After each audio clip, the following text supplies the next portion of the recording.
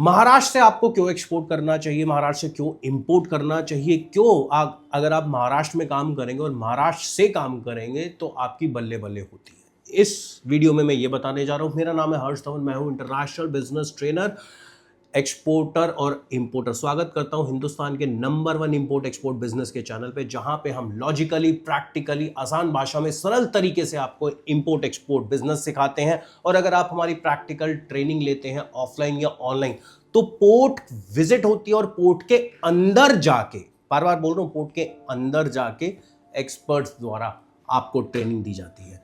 तो शुरुआत करते हैं, क्यों महाराष्ट्र से एक्सपोर्ट करना चाहिए, पैसा कैसे कमाना चाहिए अगर मैं महाराष्ट्र में हूं तो। सबसे पहली चीज ये है कि महाराष्ट्र एक्सपोर्ट करने का फायदा, जेएनपीए पोर्ट, नाम आपने सुना ही होगा, बहुत फेमस पोर्ट है, बहुत पुराना पोर्ट है, बहुत बिजिएस्ट पोर्ट है। तो सबसे ज्यादा आज की डेट में जो पोर्ट सबसे ज्यादा कंटेनर का काम करता है, कंटेनर को एक्सपोर्ट करता है, इंपोर्ट करता है, क्लियरेंस का काम होता है, वो वहां कहां से होता है? जेएनपीए पोर्ट से, यानी मुंबई के पोर्ट से।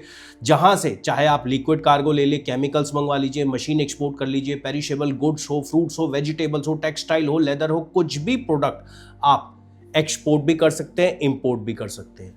अब हम बात करते हैं कोल्हापुर की। कोल्हापुर एक दुनिया जहां के टेक्सटाइल की मैन्युफैक्चरिंग यूनिट कहां लगी हुई है? कोल्हापुर में लगी है। कॉटन गारमेंट कहां बन रहे हैं? सबसे ज्यादा कोल्हापुर में बन रहे हैं। और जेएनपीए के थ्रू यूएई और यूएसए सबसे ज्यादा एक्सपोर्ट किया जाता है। मतलब जेएनपीए का अकेला ऐसा पोर्ट है जहां पे हर देश के तकरीबन शिप आते हैं। अब महाराष्ट्र में अगर रहते हैं तो सबसे बड़ा फायदा क्या है भैया? लॉजिस्टिक टाइम और कॉस्ट आपकी सबसे कम लगेगी।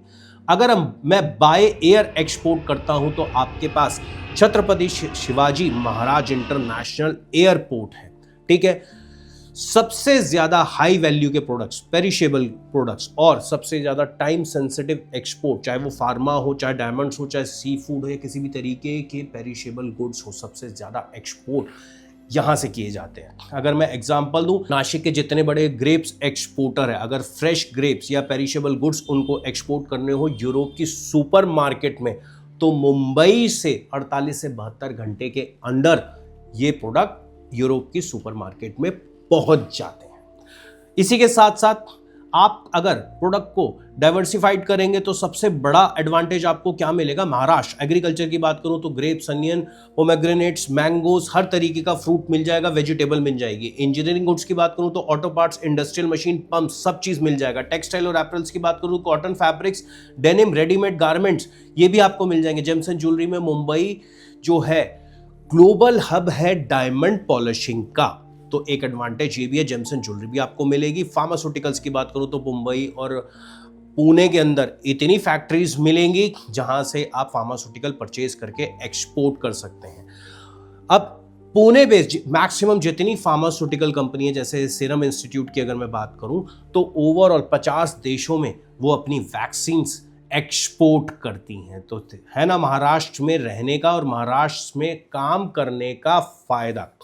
अगर मैं बात करूं रोड, रेल या आईसीडी कनेक्टिविटी की, तो महाराष्ट्र की जो ये कनेक्टिविटी है सबसे बेस्ट है। आप रोड की बात कर लें, रेल नेटवर्क की बात कर लें, महाराष्ट्र में नागपुर में है, नासिक में है, सोलापुर में है, कहीं भी है, आप जेएनपीए को इजीली टारगेट कर सकते हैं, वहां से अपना माल इजीली भेज भी सकते हैं और इंपोर्ट भी करा सकते हैं।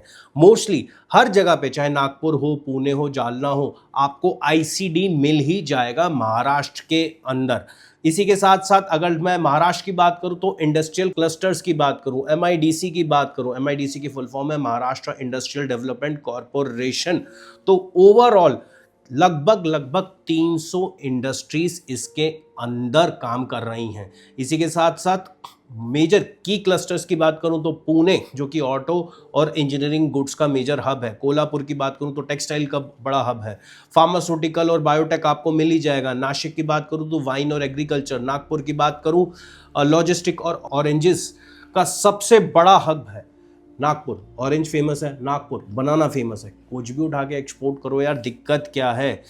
इसी के साथ साथ अगर मैं एक्सपोर्ट की बात करूं तो एक्सपोर्ट में एमआईडीसी जो है, ये एक्सपोर्टर को एक तरीके से प्रमोट करता है, एक्सपोर्ट को प्रमोट करता है। इनकी स्कीम्स निकलती रहती है, कभी लैंड को लेके, कभी लाइसेंसिंग को लेके, कभी फिनेंस को लेके, कभी एक्सपोर्ट में सब्सिडीज देते हैं, कभी आपको इजीली मार्केट एक्सेस करने के तरीके बताते हैं। तो एक एडवांटेज आपको ये भी मिलेगा महाराष्ट्र से। अब जैसे कि एग्जांपल देता हूँ, कोरापुर जो टेक्सटाइल एक्सपोर्टर्स हैं उनको ये एजेंसी सपोर्ट करती है। अभी इन्होंने पीछे टेक्स वर्ल्ड पेरिस में एक जगह ली थी जहां पे महाराष्ट्र के अलग अलग प्रोडक्ट्स की पूरे स्टॉल्स लगे हुए थे, लोगों ने एग्जीबिशन में पार्टिसिपेट किया था और बहुत अच्छे बायर्स उनको मिले थे।